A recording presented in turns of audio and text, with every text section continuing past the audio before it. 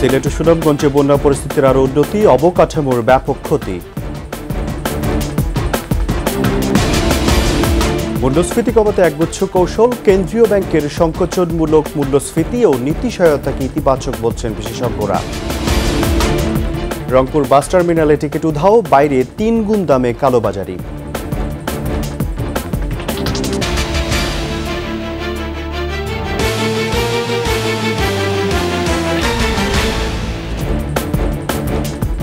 শুনছিলেন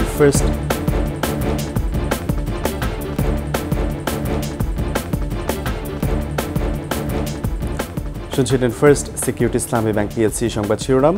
আমন্ত্রণ সকাল ৯টার ২১ সংবাদে, সাথে আছি রাজিউর রহমান। দর্শক, ২১ টেলিভিশনের সংবাদ একই সাথে সরাসরি দেখতে পাবেন আমাদের ফেসবুক পেজ www.facebook.com/2124online। সিলেট ও সুনামগঞ্জ সহ দেশের বিভিন্ন জেলার বন্যা পরিস্থিতির আরও উন্নতি হয়েছে, তবে বাড়ি কমতে শুরু করলেও মানুষের দুর্ভোগ বেড়েছে। পানি কমার সঙ্গে সঙ্গে বসতবাড়ি ও রাস্তাঘাটের ক্ষতচিহ্ন ভেসে উঠছে। জমে থাকা নোংরা পানির দুর্গন্ধে অতিষ্ঠ জনজীবন, ক্ষতি হয়েছে মাঠের ফসল এবং মাছ চাষিদের। প্রতিনিধিদের সহায়তায় আরও জানাচ্ছেন খুরশিদ আলম মুকুল। ৩ দিন ধরে বৃষ্টি না হওয়ায় এবং উজানের পাহাড়ি ঢল নেমে যাওয়ায় সিলেটে বন্যা পরিস্থিতি উন্নতির দিকে। তবে পানি নিষ্কাশনের ব্যবস্থা না থাকায় ওসমানীনগর, বালাগঞ্জ, ফেঞ্চুগঞ্জ সহ ৬ উপজেলায় পানি নামছে ধীর গতিতে। ফলে আশ্রয় কেন্দ্রে থাকা লোকজন বাড়ি ফিরতে পারছেন না। কুশিয়ারা নদীর অমলশীত, শেওলা, ফেঞ্চুগঞ্জ ও শেরপুরে পানি বিপদসীমার উপর দিয়ে রয়েছে। অতিরিক্ত পানি আসছিল বাদে আসছে ওখান টাইয়া মেম্বারে চেয়ারম্যান আমরা টাই দিছে, খানি খুরাক দিছে, আমরা তাকরা খাইলাম। গরু সব বেবা কাওয়ার মাঝে খুব বেশি।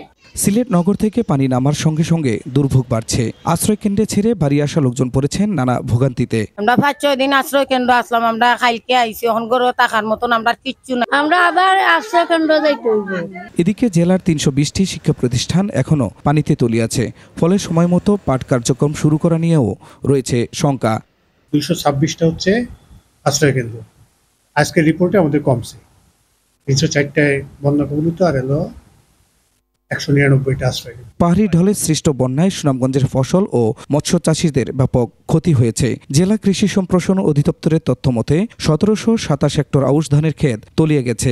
এই বন্যা হওয়ার কারণে এই ফিশারি থেকে প্রচুর পরিমাণ ক্ষতি হয়েছে এবং এই মাছগুলা বাড়িয়ে গিয়েছে। 7টা পুকুরে আপনার ৪৫ লক্ষ টাকার মতো মাছ আছিল। ধান চাউল ভিজে গম ভিজে গেছে, মুরগি ভাসে গেছে।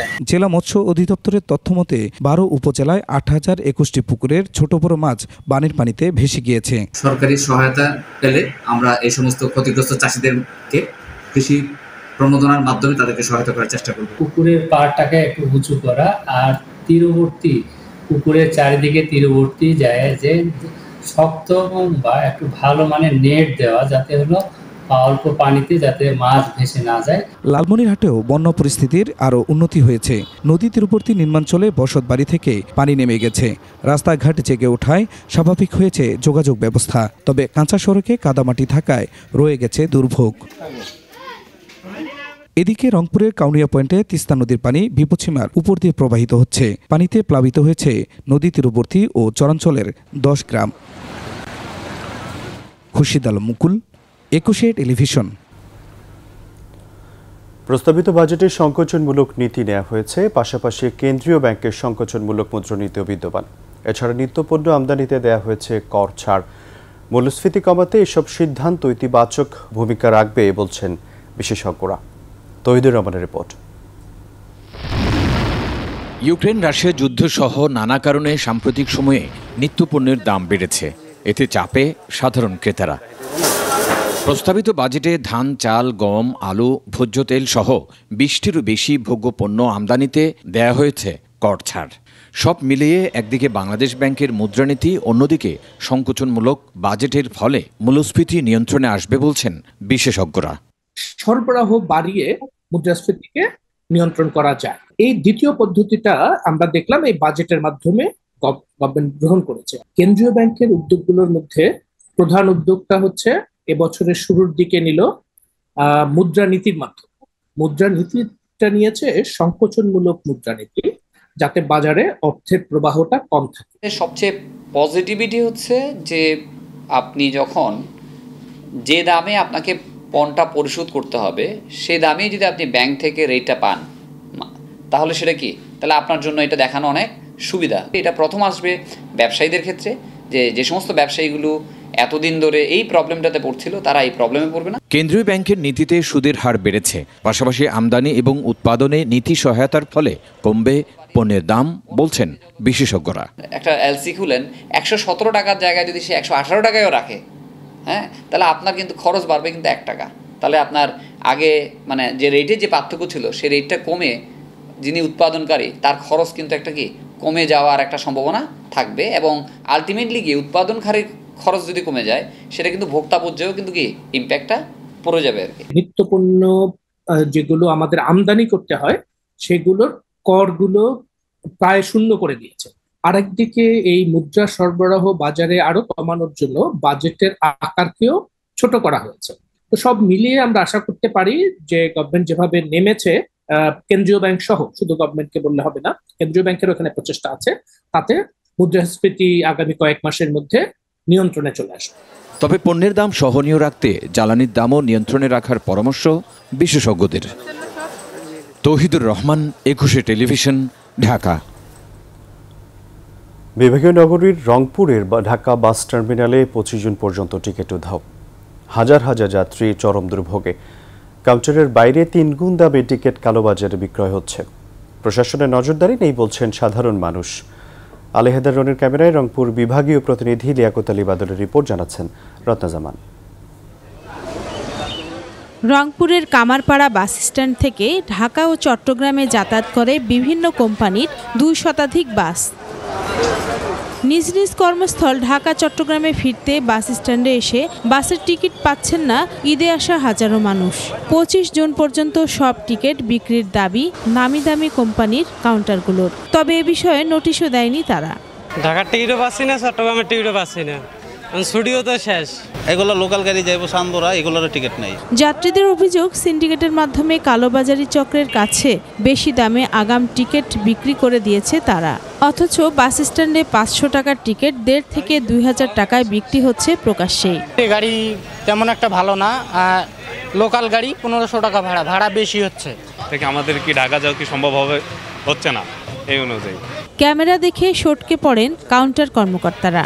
একজন ম্যানেজার জানান, বাস বিকল থাকায় যানবাহন সংকট। গাড়ি পর্যাপ্ত আছে, রাস্তায় আছে, টিকিট নাই। মানে কাউন্টারে আসলেই তো মানে আবার টিকিট দিয়ে পাঠানো হবে, কিন্তু কাউন্টারে আসতে পারতেছে না। বাস কাউন্টারগুলোর সিন্ডিকেট চক্রের বিরুদ্ধে প্রশাসনের কঠোর হস্তক্ষেপ চান যাত্রীরা। রত্না জামান, 21 টেলিভিশন। নিচ্ছি বিরতি, যখন ফিরছি তখন অন্যান্য খবরের সঙ্গে আরও থাকবে। সিরাজগঞ্জে ভাঙছে যমুনা, 2 সপ্তাহে নদীতে বিলীন শতাধিক ঘরবাড়ি, আবাদি জমি।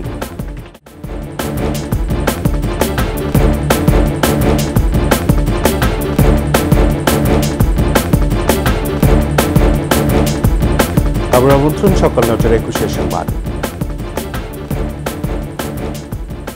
সিলেট উজানের ঢলে পানি বেড়ে ভাঙছে যমুনা। 2 সপ্তাহেই নদীতে বিলীন শতাধিক ঘরবাড়ি ও অগণিত আবাদি জমি।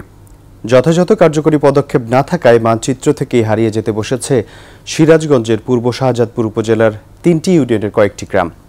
সিরাজগঞ্জ প্রতিনিধি স্বপন মির্জার রিপোর্ট, জানাচ্ছেন মাসুম আলিসা। ষাটোর্ধ্ব সম্ভ্রান্ত ব্যবসায়ী কৃষক আব্দুস সালামের বাড়ি ছিল ঐতিহ্যবাহী ভেকা গ্রামে। 6 বার যমুনায় বসতি হারিয়ে 18 বছর আগে আশ্রয় নেন জামালপুর গ্রামে। 7মবারের ভাঙনে 51 শতক জমিতে গড়া এ বাড়িটিও হারিয়ে এখন তিনি নিঃস্ব। খোলা ভিটায় অতীত স্মৃতিচারণ করে ভাঙন রোধে অতি দ্রুত পদক্ষেপ নেয়ার দাবি সালামের। বিশেষ করে ঠিকাদার কোম্পানিগুলোর গাফিলতির কারণেই আজকে আমাদের এই 7-8টা গ্রামের জমি জমা বসত ভিটা বাপদাদার ঘরবাড়ি এই যমুনার সর্বগ্রাসে যমুনার পেটে চলে গিয়েছে। প্রচণ্ড স্রোতে ভাঙছে খুকনি ইউনিয়নের ব্রাহ্মণগ্রাম, আরকান্দি ও জালালপুরের দ্বাদশপট্টি, জামালপুর ও ভেখা এবং কৈজুরি ইউনিয়নের পাঁচিল ও মনাকষা গ্রাম। শতাধিক ঘরবাড়ি ও অগণিত আবাদি জমি যমুনায় বিলীনের পর হুমকিতে পড়া বাকি ঘরগুলো সরিয়ে নিচ্ছেন এলাকাবাসী। তাদের মাঝে আতঙ্ক, হতাশা ও পদক্ষেপ না নেয়ার ক্ষোভ। বাঙ্গার ভয়ে কাঁচা দানি কেটে নিছি, ঘর সরান পারতেছি না, বাড়িঘর নাই, নদীর চলে গেছে বাকি করোনা অবস্থা, মানে এই 3 বছরে 4 বার ভাঙছে। 3 বছর ধরে চলা 6.5 কিলোমিটার তীর সংরক্ষণ বাঁধ নির্মাণ চলতি মাসে শেষ হবার কথা থাকলেও কাজের ধীরগতিতে গৃহহারা তারা, বলছেন স্থানীয়রা। বস্তা দেয় তো বস্তাতে কোনো কামই হবে না, বেড়ি বাঁধা হলে কোনো কাজ পাবে না জায়গা। একটা প্রকল্প পাস হয়েছে কিন্তু প্রকল্প কাজ ঠিক মতো করতে হয় এ পর্যন্ত শেষই হইল না শাসন। ভাঙন ঠেকাতে নানা উদ্যোগ এবং আগামী বছরের মধ্যে 647 কোটি টাকার প্রকল্পটির কাজ শেষের আশ্বাস পানি উন্নয়ন বোর্ডের। এই প্রকল্পের অগ্রগতি বর্তমানে 50%। 500 মিটার এলাকায় অ্যাক্টিভ নদী ভাঙন দেখা দিয়েছে। এই নদী ভাঙন রোধে আমরা প্রকল্পের পাশাপাশি জিও টিউব ডাম্পিং শুরু করেছি। এছাড়া পানি উন্নয়ন বোর্ডের নিজস্ব ড্রেজার দিয়ে আমরা চ্যানেলটিকে একটু ওয়াইড করার জন্য চেষ্টা করে যাচ্ছি। সব হারিয়ে এখন কেবল শেষ ভিটেটুকুই রক্ষার দাবি অসহায় মানুষগুলোর। মাসুম আলিসা, 21 টেলিভিশন। আন্তর্জাতিক সংবাদ। গাজায় ফের ত্রাণ কেন্দ্রে বিমান হামলা চালিয়েছে ইসরায়েলি বাহিনী। নিহত হয়েছে অন্তত 8 ফিলিস্তিনি। এদিকে লেবানন সীমান্তে আরও সেনা মোতায়েন করতে যাচ্ছে ইসরায়েল। স্থানীয় সময় রোববার গাজা সিটিতে জাতিসংঘের ফিলিস্তিনি শরণার্থী বিষয়ক সংস্থা UNRW এর পরিচালিত ত্রাণ সহায়তা কেন্দ্রে বিমান হামলা চালায় ইসরায়েল। হামলায় কেন্দ্রটির একাংশ ক্ষতিগ্রস্ত হয়। ঘটনার সময়ে বেশ কিছু ফিলিস্তিনি কুপনটিতে সেখানে হাজির হয়েছিল। সংস্থাটি জানায়, গেল 8 মাসে ইসরায়েলি হামলায় এ পর্যন্ত জাতিসংঘের অন্তত 190টি ভবন ক্ষতিগ্রস্ত হয়েছে। নিহত হয়েছে 193 সদস্য। এদিকে গাজায় হামাসের বিরুদ্ধে তীব্র লড়াই শেষ পর্যায়ে বলে জানিয়েছেন ইসরায়েলের প্রধানমন্ত্রী নেতানিয়াহু। তবে গাজা পুরোপুরি নিয়ন্ত্রণে না আসা পর্যন্ত যুদ্ধ শেষ হচ্ছে না বলে জানান। একই সঙ্গে হিজবুল্লাহ গোষ্ঠীর বিরুদ্ধে যুদ্ধ চালাতে লেবাননের উত্তর সীমান্তে আরও সেনা মোতায়েন করা হবে বলে জানান।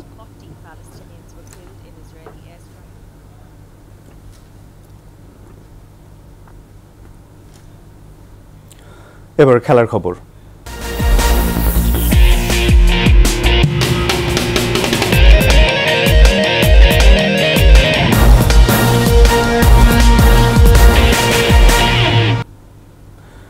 ইউরোপিয়ান চ্যাম্পিয়নশিপে সুইজারল্যান্ডের সঙ্গে 1-1 গোলে ড্র করে গ্রুপ চ্যাম্পিয়ন হয়ে শেষ 16তে জার্মানি।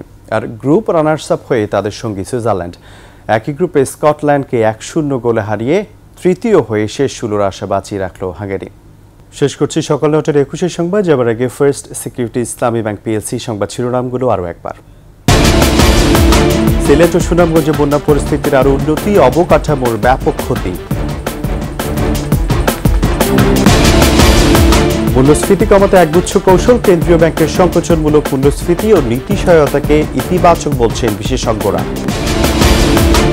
এবং রংপুর বাস টার্মিনালে টিকিট উধাও, বাইরে 3 গুণ দামে কালোবাজারি।